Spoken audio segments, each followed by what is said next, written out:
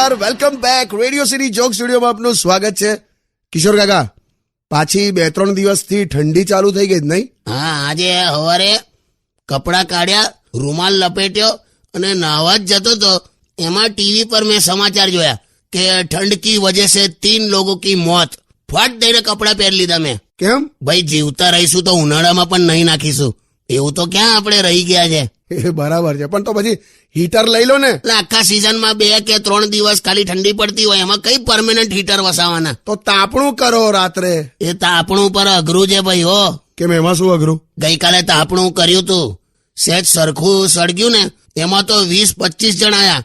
મને કે તમે શેનો વિરોધ કરો છો? ના, મેં કીધું કોઈ વિરોધ નહીં, આ તો સામાન્ય તાપણું અળગાયું છે ભાઈ, ઠંડીના લીધે, બીજું કઈ નહીં.